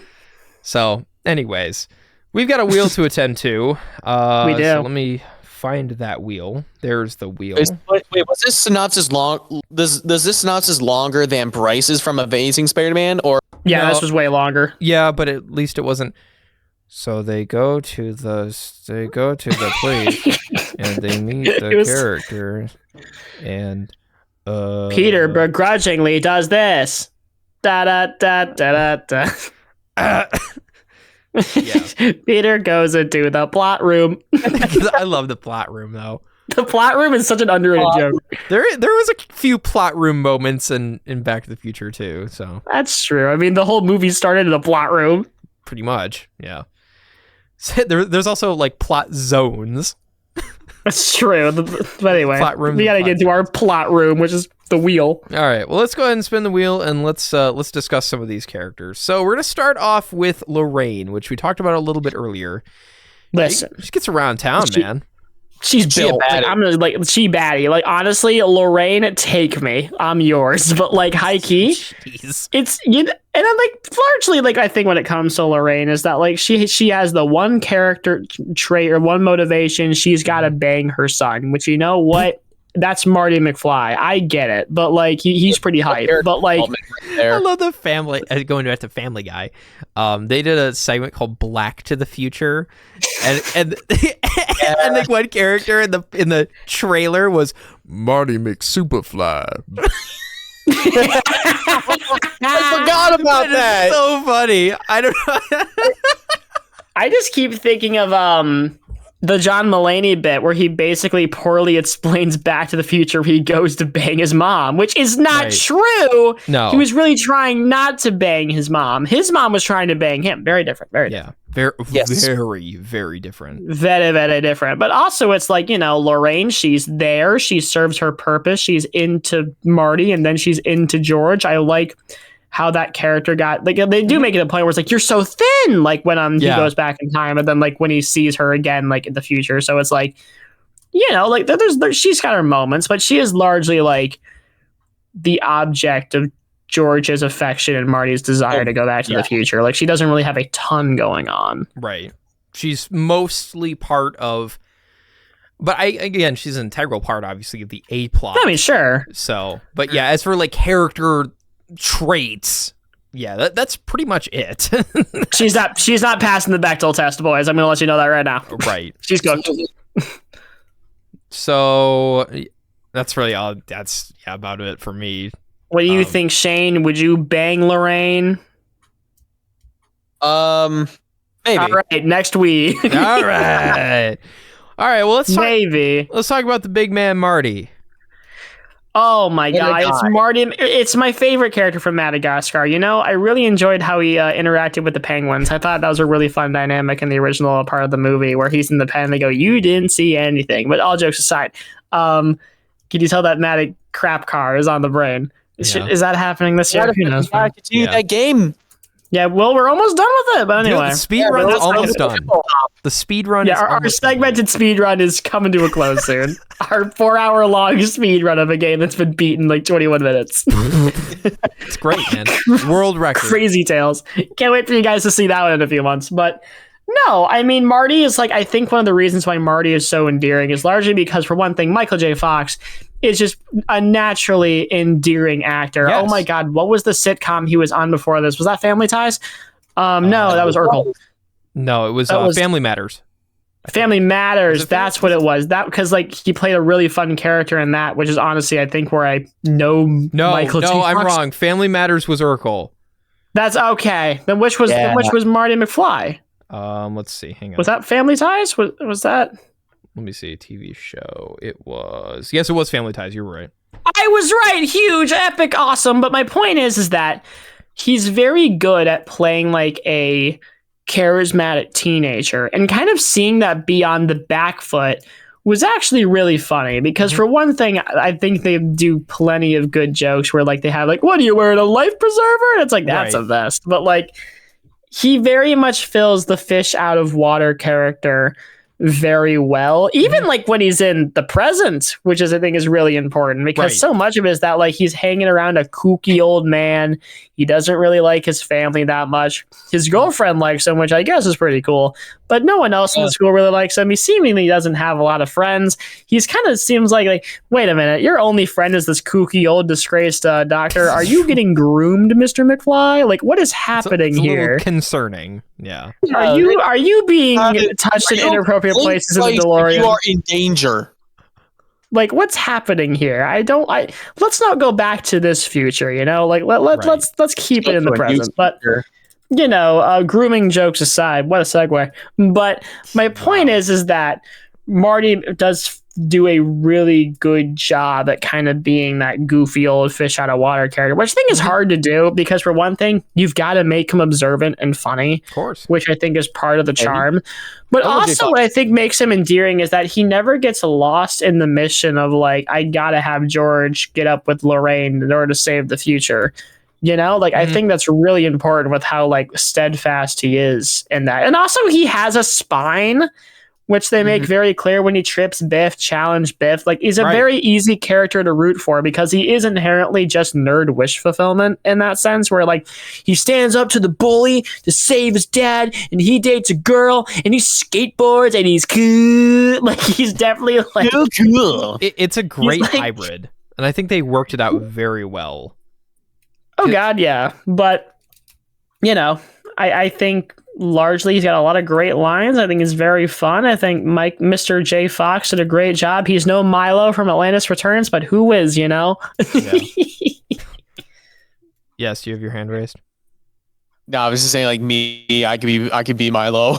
Oh, okay. Why? That's Michael J. Fox. Stolen role. I don't like how much sass I got for saying that. Like he's in that movie. He was a big part of that movie. Like, what are you doing? Like, what? I have no problems with it. That's Shane's issue. I don't. Well, you're going. Hello, Milo. Oh, yeah. I have no problems with them. I'm fine. Okay. I don't have any problem. I'm chilling. It's all good. Yeah, I agree with a lot of that. Like you said, it's a good dynamic between that. I'm a nerd, yeah, and you know, I'm the big strong guy. Oh yeah, you know? Oh, yeah. You're moving your arms like I'm a nerd, yeah. I'm a nerd, yeah, and I'm the big strong guy. Oh yeah, all this time. Oh yeah, he's a very fun character and made the film. I mean, a lot of the old Eric Stoltz stuff has not been released, going back to something I mentioned earlier, with Eric Stoltz being the original actor. A lot of that stuff has not been released, but from what I understand... Probably for good reason. Yes, because Back to the Future would have been a very different movie. According to some of the commentary, it would have been a very, very different movie with Eric. He had a very different tone to him that was not at all like Marty. And not at all like what... you know, the way that Michael J. Fox portrayed him. So I'm very glad that he ended up getting the role in the end. But Eric Stoltz got his 5 frames. Which he probably so like was he more like serious and like sarcastic? A little bit, yeah. He was kind of more of the I don't know. But it was one of the Fonz, but yeah, but that's a different. Okay, I asked you if he was a serious character. He was. Your answer was, "Hey." Well, he looks like the Fonz. Okay, in some of the stills, he looks like the Fonz. Back to the Fonzer. Wow. I'm jumping the DeLorean. Hey. That's great. Oh man. So my God. I like I said, I'm very glad that he ended up getting the role because I don't think I would have liked a more serious role out of that. I think I would. You can't play Power of Love and have a guy be as stiff as a board. It just doesn't work.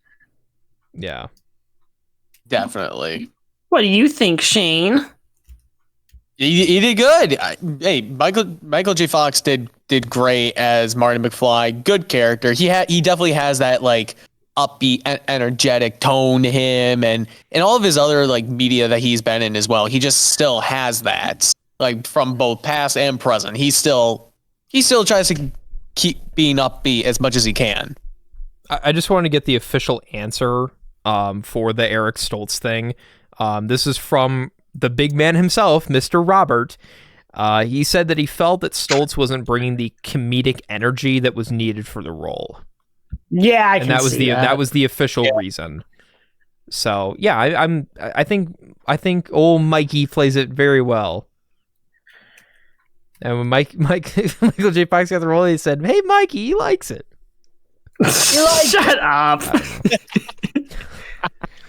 Anyways, well, in the complete opposite of good old Michael J. Fox, we need to talk about Mr. Tom Wilson, Biff himself. Well, Aaron, we have met him. We have met, yes. And I will say, Tom Wilson is a very nice guy in real life. He's super nice, and he was actually we met him at one of the Comic-Cons, and he was he was very nice to the crowd. He was like, "Oh yeah, I know line's moving a little bit, but I promise I just want to get to everybody, and I want to get to chat with everybody for a little bit," and because obviously he's got a lot of fans. So, I ended up getting my VHS copy of Back to the Future signed by him, which I think was pretty sweet. I was also there. Yes, you were. Oh, sweet. I didn't know that you guys actually met him. Mm-hmm. Wait, when was that? But this was like in May of last year. Yeah. But that's pretty sweet. Well, that's...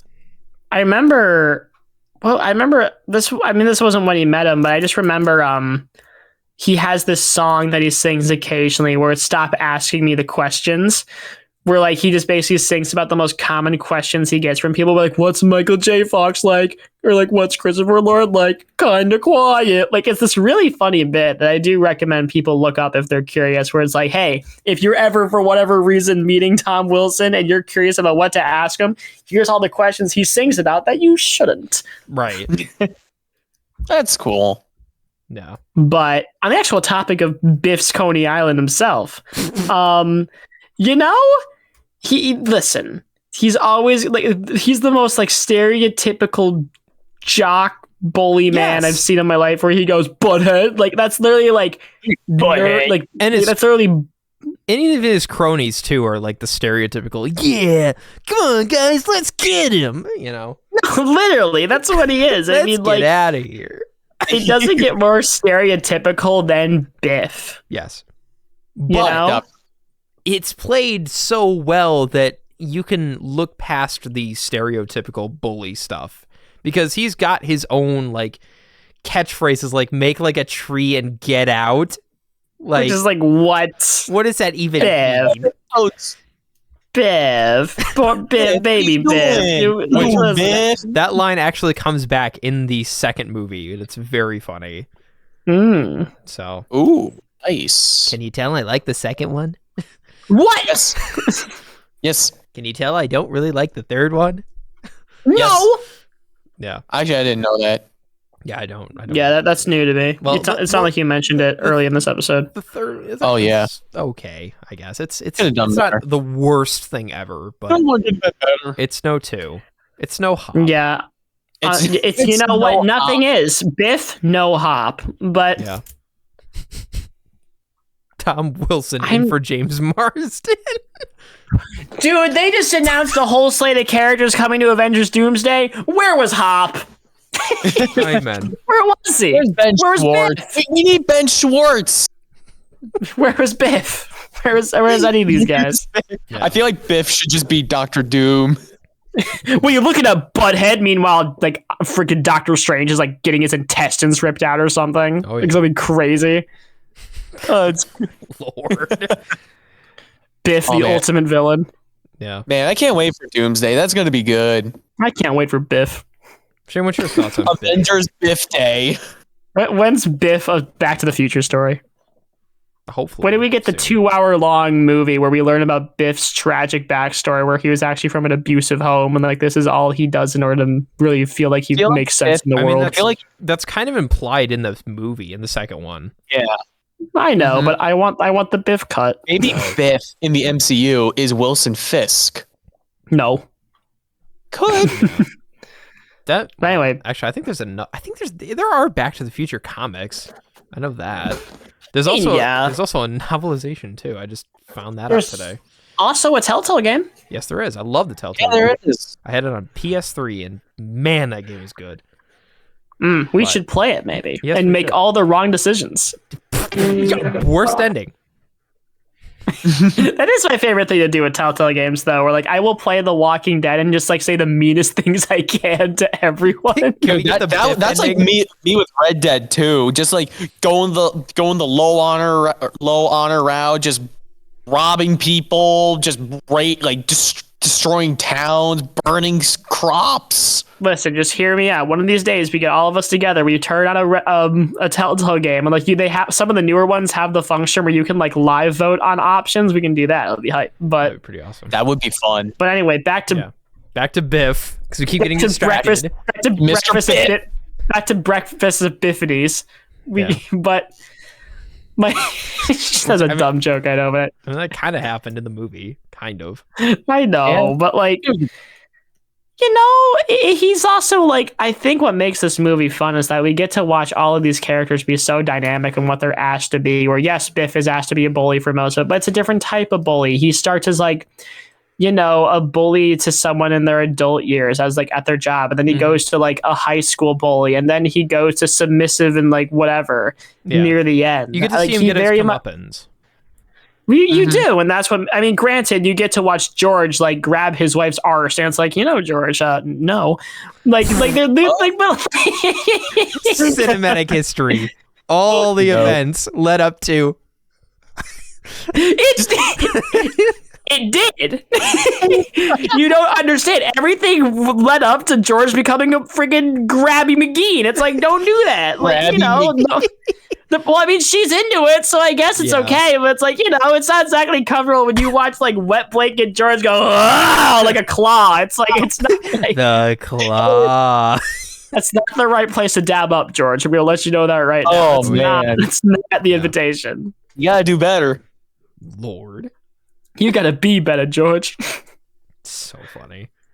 I don't know, man. Biff, he's cool. He's a fun little guy. I like it when he yells butthead and he gets Of hit by course. manure like in Aladdin. It's very epic and cool. Yeah. Great. The comeuppance are great, and it's just he's a fun character to kind of keep in the back of your mind through the whole movie to just like see, is he gonna make an appearance here, or is he gonna Yeah.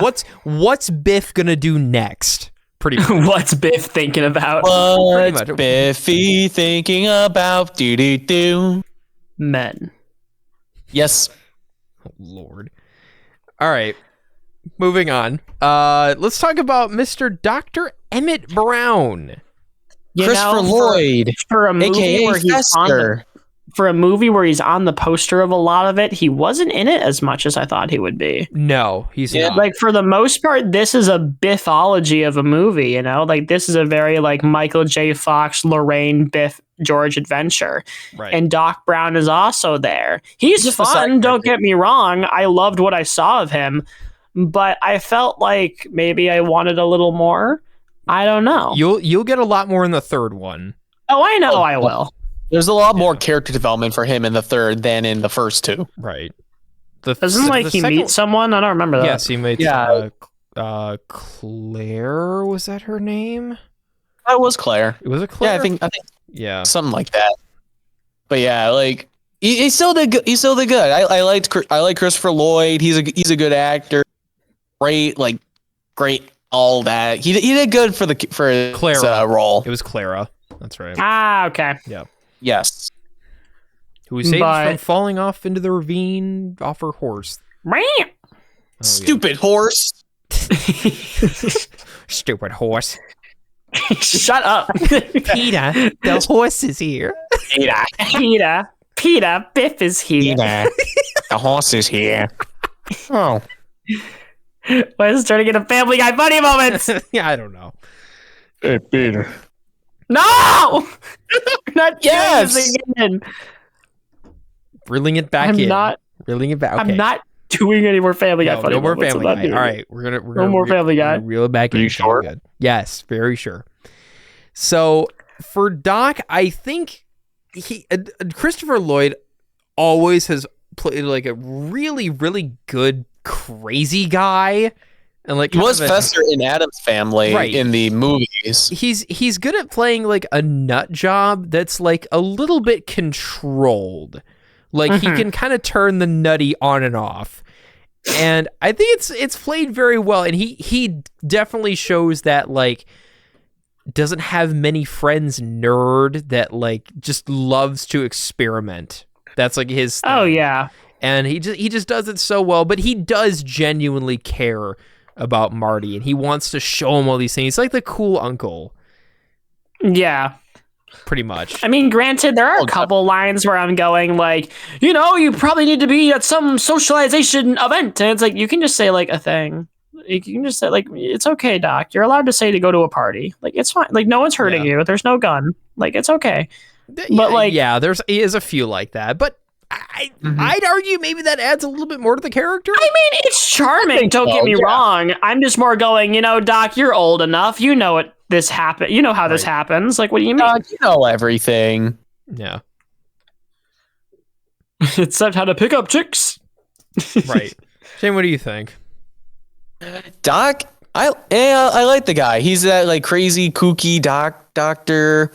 I like the whole his character development, especially like in the third one too, because he's like stuck in the past, so he's trying to make his way through the Wild West, meeting up with all cool people. With I don't know the Cowboys' names. Arthur Morgan could have been there. Dutch Vanderlyn, the Lone John Ranger Marston, somehow.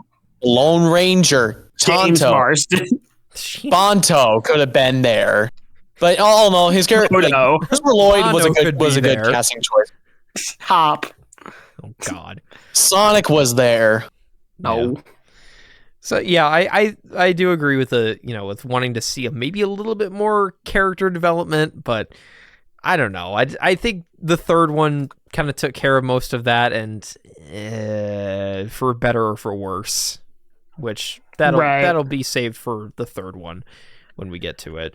But in this one, I think it was great. I could definitely see the bond between Marty and Doc, and that it's like the cool uncle. Like I said earlier, it's the cool uncle thing, and he just played it very well, and I really liked his performance. Mm-hmm.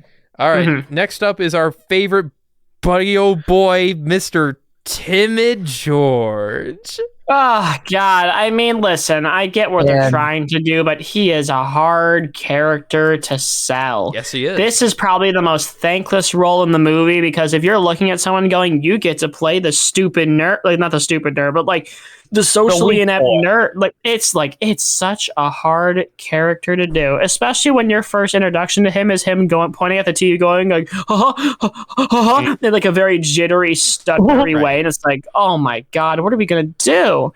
And for most part of the movie, that's just kind of the mode he's in. He's like, well, Biff, I can get you that homework. Yeah. And it's like, oh my God, how is he related? I know they say it in universe, but how is he related to Marty? How did he shoot that out? Like, how did that? I guess he takes more after his mom, but like, what's going on there in that Marty McBrain? Like, how did that happen? I think a lot of, I think that like the alcoholism, like that we see, it's, in the first part, I think it's a lot of like Lorraine in the original timeline, just kind of realizing like, what in the world did I marry? Like what? Oh God, what did I do? And that's a very realistic thing to think, right? And that's like where it stems from, and obviously in the corrected timeline where George grows a pair, pretty much, and grows his wife. Is that part of the growing a pair process? I guess it is. Like you cop a feel wherever you go. Like that's the George mentality. Mm-hmm. Understandable. Not the Costanza mentality, but the George. The Costanza mentality. He would never. If the Costanza mentality was in play, do the exact opposite of this. Come on, Jerry. God, trust the method. Grope me, Jerry. No way. Kramer! Kramer, help me! He's groping me, Kramer! George, I don't want to grope you. Man, that's funny. I like where this is going. Yeah, Newman has like a camcorder. Hello, Newman. Man, I can see that. You're up next, Newman. I could see that being a Seinfeld plot, though. Like The game too. yeah, like, Get the Seinfeld game. like George is making Jerry like do the grope, and like That's what the episode is called, the grope. Newman busts in with the camcorder, and then he's like threatening to sell the tape if like Jerry doesn't do things for Newman. Well, I mean, this kind of happened at one point where, like, what was the episode in season 2 where they thought Jerry and George were gay? Yeah, No, it wasn't season. No, it was. That one, was it I season 2? remember. I was like, I might be making up what season it was in, but it was a like little bit later on. But it was the It was too. it was the writer for she was one at of a the college or newspapers. whatever. Yeah, she was like the college intern. Yeah. Yeah. Not that there's anything wrong with that. Not that there's anything wrong. It's just a funny line. Oh, Yeah. Is it Jerry? Is it Jer Bear? I'm not sure. Like, listen, man. Listen, crazy times, man. So yeah, but I do enjoy George's character. I think it's I think the character development is definitely there, and wish he wouldn't have been so like that kind of timid nerd Wimpy. thing for the entire thing. I wish it He kind of just is in that mode the whole time. it's not right. No, it's not the whole time, not. but I wish it wasn't for a good chunk of that time. I wish there was a little bit more less than it would have been progression to it. better. But Mhm. you know, the way that it played out, it's still fine. Like I don't hate it. I'm not. I was like, oh, that just breaks the whole movie for me. Well, your move, Universal. You know, I'm not. They're not making another one. I know. They I won't. know. They better not. I think this is one where Spielberg is very adamant on. Don't do that. Yeah. Yeah, just They keep it as made- the they made the- children call it. There's been talk. They made the musical though. Yeah. Oh yeah, I forgot that is a thing. There's I've heard it's pretty good. there's been talks of Back to the Future 4, and I'm just really hoping they Just shoot it. well, also it's like you can't even use Michael J. Fox because he's Yeah, he's got obviously not Parkinson's. well right now. Right. So it's like Yeah. Parkinson's. so it's like you can't. I've seen edits where it's like Tom Holland as Marty McFly, and I'm like, oh, It's a choice. Okay. yeah, I mean, listen, I love Tom Holland, but no. Yeah. Let's just not do it at all. I agree. If you're gonna do it, like, just not. Like, how about you do an? I mean, they already did an animated series. What do you mean? Yeah. But like, it's like, Yeah. Like, just don't. what are you Just doing, leave it guys? alone. Don't touch it. It's fine. Just don't. I mean, they keep Jeez. saying they're gonna do something because like Doc Brown shows up at the Universal parks all the time, and like he's still a very popular character. So it's Right. like the people yearn for Back to the Just do Future. Something about like Doc Brown, just something like Yeah, that. the Like, origin just story. small- Spin-off or something. Yeah, The spin-offs I don't story think would would be be good. awful. Mm. But anyways, But anyway, back to the wheel. Here we go. got like a couple things left. Okay, well, I think it's time we move right along and talk about the soundtrack to this movie. Oh my god, it's so epic! Like, Yes, it is. Great. Guy- I love it. Power of Love, Huey Lewis in the News. It's the most 80s thing you'll ever hear, but gosh darn, that really doesn't matter because, again, listen, I'm going to let you know right now, you can get away with a lot in the world if you are sincere. It's never a bad thing to be too sincere, which is what this soundtrack and score runs on in spades. It's got Absolutely. that Spielberg whimsy. Oh my gosh. Soundtrack in the score where it feels like everything's magical. It feels like E.T. with a car. You know, in Absolutely. that magical Spielberg 80s sense. And with the actual licensed songs themselves, I mean, Power of Love, Go Back in Time, and all the 100%. other songs that they put in there. It's corny. It's on the nose. The orchestra is called like what? The out of Back in time, Time, the you're out not of just the a- out of time orchestra. Just like, and you know What's what? the name?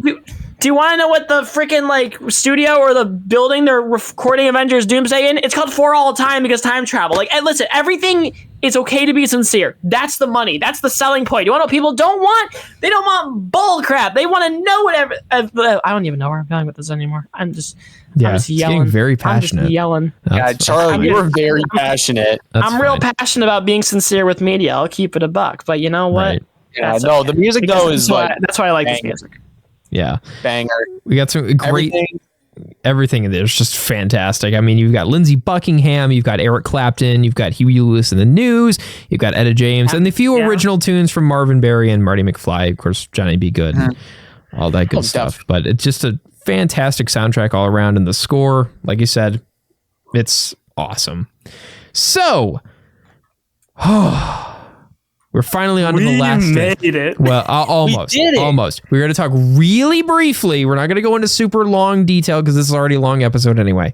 I just want to touch briefly on the Back to the Future time travel rules and how they established the rules of the game. Here. But how did that? I'm taking the back of this board that nobody can see, and I'm just going to draw out the whole time thing. Yeah. So basically, Doc Brown says that time is a linear path, and it's all just one straight line. But there's He believes in string theory, basically. Yeah. String theory. Well, this is all explained in the second movie. This is all second movie stuff. But that's fine. That's fine because this is part of the universe. Yeah, so if somebody were to go back in time and change things up at this little X here, then they create a new timeline. Yes, where skews off an alternate reality and the one that the original time you're a part of does not exist. Right. It ceases to exist. So right, there's only one ongoing timeline. It's not like multiverse theory where there's like a bunch of different universes. It's string theory, which means everything happens on one plane. Yeah. Yeah, and also the butterfly effect too. You change anything, you change everything. But the butterfly effect, I don't think in the Back to the Future universe is as catastrophic as it is in other time travel things where if you kick a rock and now freaking George Harrison is president. I don't know. Thank God. It's the first thing that came to my mind. Or it's like you move a chair and then bada bing Someone bada boom. dies. James Marsden is Doctor Doom. Yeah. Police? Let's lock in here. Oh boy. How many chairs do I have to move? If you knock a fan off your desk, Timothy Chalamet would be Spider-Man. Thank you, Charlie, for that representation. That came over crystal clear.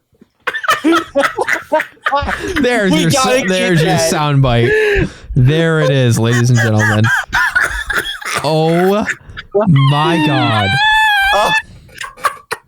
Are you good? You didn't even finish Shane's sentence. I just kicked. You just kicked that full, It's already taken a hit today. It's fine. Yeah. Exactly. It'll take more hits. Oh, I'm sure. But and also with time travel, a lot of media has also done like time travel different, like Avengers Endgame, for example, where they did it where it's like if you change anything in the past, that past becomes your present and your former future becomes the past, which can't now be altered by your new future. Which is very weird because the TVA has different rules and everything has different rules. The X-Men have different rules. Yeah, welcome to comics where time travel is just an excuse to put a stupid thing. And I like this stuff. Don't get me wrong, but it's like honestly, trying to understand how all that time travel works is a joke because do you want to know what the real answer is? A different writer just makes different rules. Yeah, basically. And there's also stuff where it's like if one person can control time, or if there are two people that can control time, like an example, Ninjago, Hands of Time, the time twins, each one can control separate parts. Right. Mm-hmm. But back to the future. Yeah, but Back to the Future. I don't hate this time travel rule, and they kind of they explain it a lot more in the second one and like how exactly they with the string theory. But it makes a lot of sense, and I don't think like the butterfly effect is at least for this is portrayed as being that like so nitpicky of like you touch a piece of grass and then Canada is taking over the entire northern hemisphere. Really? Yeah. What grass? Or it's like you like breathe on some glass, and then Charlie rewrites the X-Men in a great way. What glass? Yeah, right. Your window. Your window. Go to your window. There he goes, ladies and gentlemen. He's gonna breathe on. Please tell me that went through. Yeah, absolutely, it did. Yes! You better believe it, buddy. You better believe it, buddy.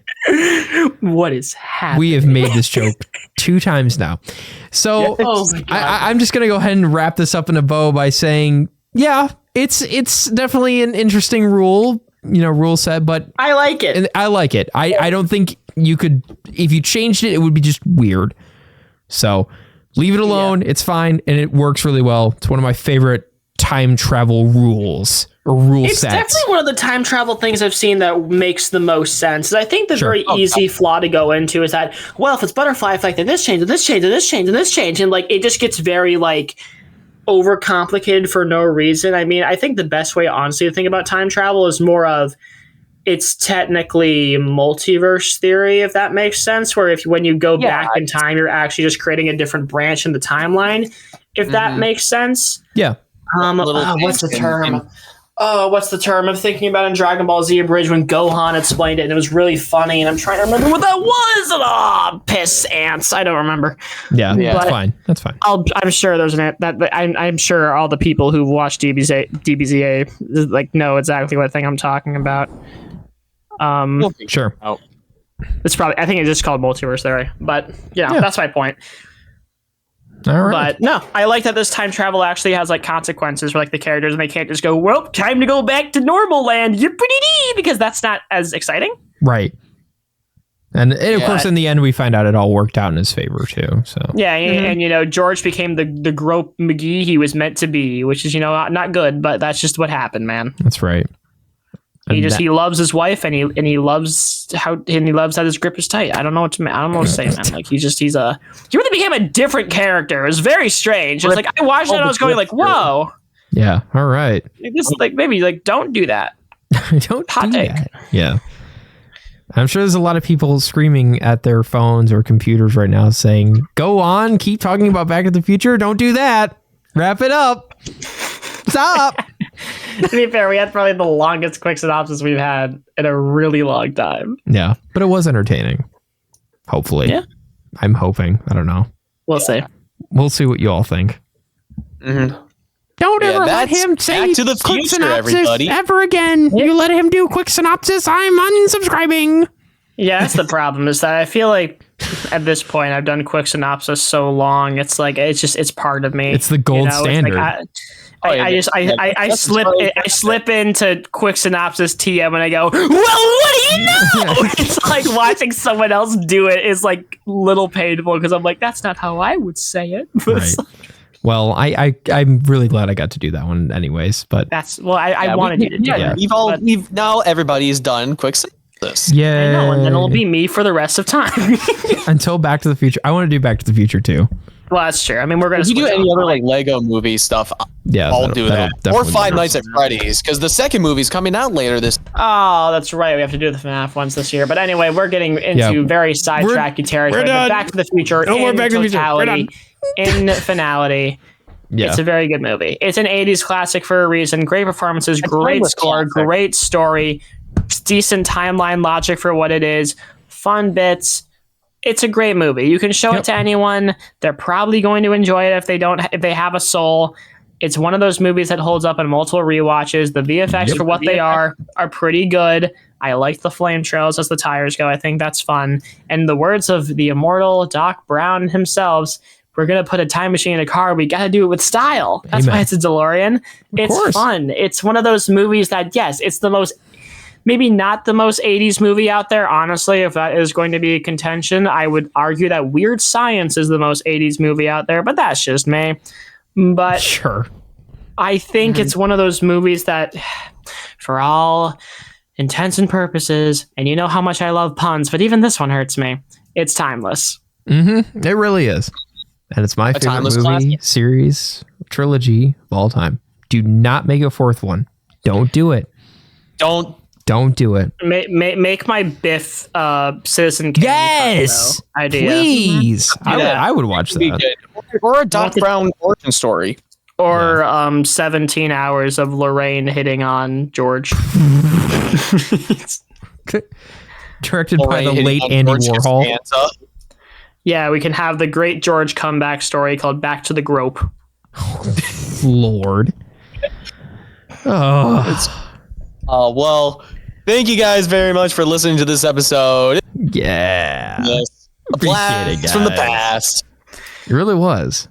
Or maybe it was a blast But- from the future. Do you want to know what's in your future?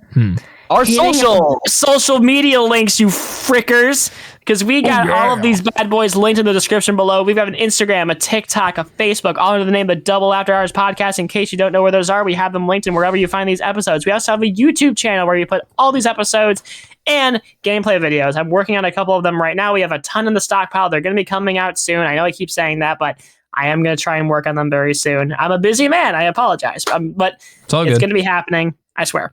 But we have a ton of those planned. As we mentioned, we did a Madagascar speed run, went horribly wrong, and we have 2 episodes of that that I cannot wait for the world to see. Speedrun.com And like a bunch of other wait. stuff, like Sonic Boom and Monopoly and Mario Party 8 and Deal or No Deal or Who Wants to Be a Millionaire. We have so many stupid things recorded that we just have to get out to y'all. But that's what's coming up in the future. In terms of what's coming out soon, actually, I don't know yet. It's probably going to be a variety of things. We could do anything from the Avatar movie, the first one, because, hey, we're getting a 3rd Avatar movie this year, so we might as well try. It might be anything from Stranger Things Season 2. We might be getting The Last of Us Season 1. We might be doing UHF. We might be doing so many things that it's actually tantalizing. So I'm not going to guarantee what exactly is coming out next because, to be honest, I don't know. But I can guarantee you it's probably one of those things or something else that's pretty good. But with all that being said, my name is Charlie Robison. I've been the social media manager. Like, comment, subscribe, feed our egos, feed our pockets, make us lots of loot, and I will see y'all next time. I'm Shane Sygiel. Thank you guys for listening. It's always a pleasure to be a part of here. I'll definitely keep updated with scores and rankings for March Madness and other sports stuff that comes up, and also I'll also keep updated with Stanley Cup info once it gets towards summertime and everything, just for fun, you know. Hockey. Yeah, I will. But anyways, thank you guys for listening, and I'll see you all in the. Take care now. And I'm Aaron Gresser. See y'all later. Thank you for listening to the Double After Hours podcast. If you like what you heard, be sure to subscribe to us wherever you get your podcast. If you want to see a full list of our platforms, be sure to check out our page at rss.com, linked in the description below. We've got social media pages featuring highlights on Instagram, Facebook, and TikTok, with links below. The best way to help us grow is by sharing us wherever you can, or by telling a friend, family member, co-worker, or whoever by word of mouth. It goes a long way. Thanks for listening and staying after hours.